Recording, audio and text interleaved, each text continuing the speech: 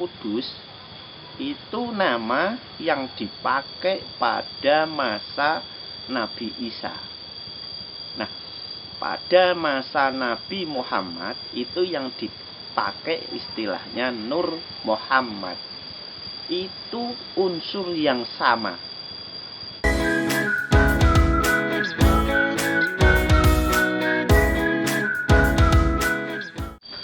Assalamualaikum warahmatullahi wabarakatuh. Jumpa kembali dengan Combre Marifat. Topik yang mau kita bahas saat ini, kali ini, yaitu tentang Nur Muhammad. Sering kita dengar, ungkapan atau orang-orang yang mengatakan bahwa dunia ini tercipta dari Nur Muhammad. Nah, bagaimana mungkin Nur Muhammad itu ada sementara Muhammad itu sendiri lahir pada abad ke-6 Masehi, sementara dunia ini sudah ada entah berapa puluh ribu tahun yang lalu. Nur Muhammad itu nama lain daripada Nur kerasulan atau Nur Allah itu sendiri. Jadi kalau pada masa Islam saat ini itu disebut dengan Nur Muhammad. Kalau pada masa Nabi Isa itu dinamakan Roh Kudus. Nah, jadi pada masa Nabi Isa itu pun orang-orang mengatakan bahwa penciptaan alam semesta ini karena adanya Roh Kudus gitu.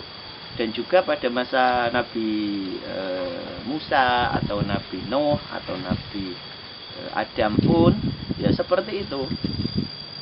Jadi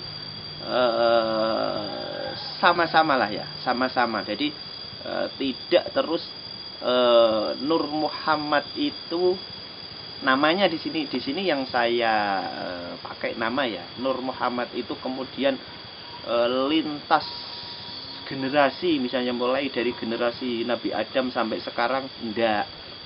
Jadi istilahnya akan berbeda, tetapi unsurnya sama.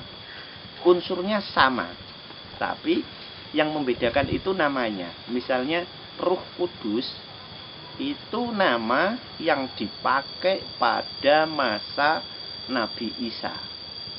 Nah, pada masa Nabi Muhammad itu yang dipakai istilahnya Nur Muhammad. Itu unsur yang sama. Jadi tidak ada perbedaan.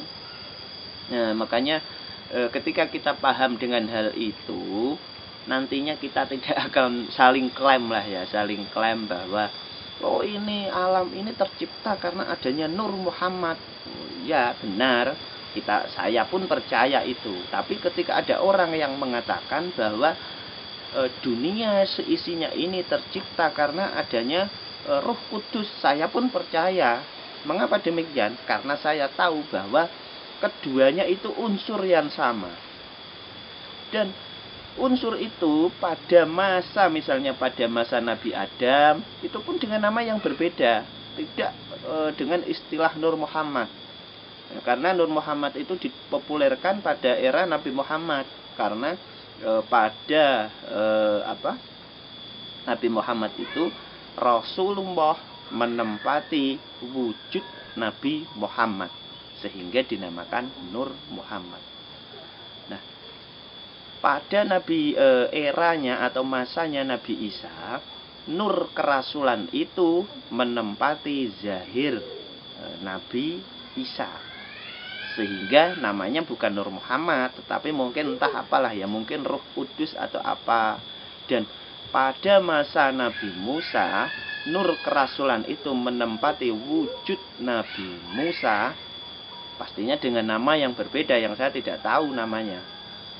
Tetapi yang pasti karena itu sistem Allah, kemudian Nur Allah itu sendiri yang menempati wujud seorang utusan, bisa jadi menempati utus-utusan itu berwujud Nabi Musa, Nabi Isa, Nabi Muhammad, kemudian manusia di alam dunia. Jadi ketiganya ini tidak terpisahkan ketika kita membahas tentang metodologi agama. Ketika membahas tentang agama samawi, maka ketiganya ini tidak bisa terpisahkan. Jadi ada Tuhan, ada Rasul pembawanya, kemudian ada manusianya, manusia atau umat ya.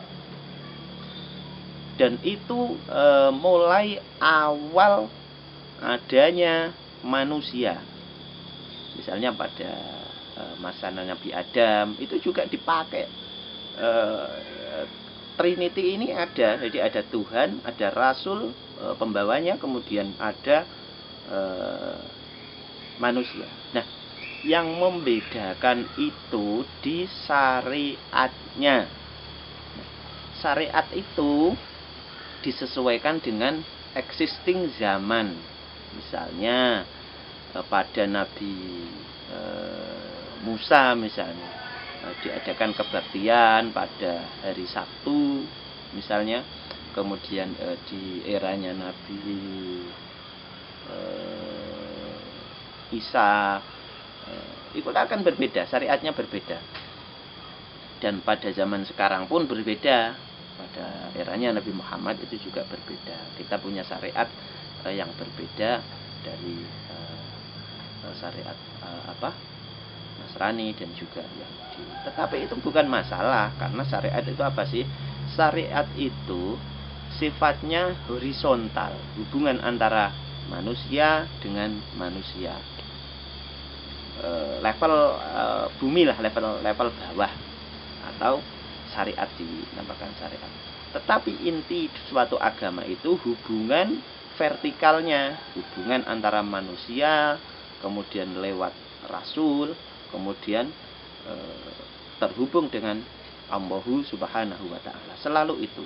Jadi hubungan vertikal manusia beragama itu selalu sama, dengan teknik yang sama dan metodologi yang sama, mulai zaman dulu hingga saat ini. Mungkin itu untuk sore ini tentang praktek Thariqah Naqsabandiyah Khalidiyah. Bagi yang mau serius belajar nanti bisa menghubungi admin. Akhirnya ilahi anta maksudi waridhoka matlubi. Wassalamualaikum warahmatullahi wabarakatuh.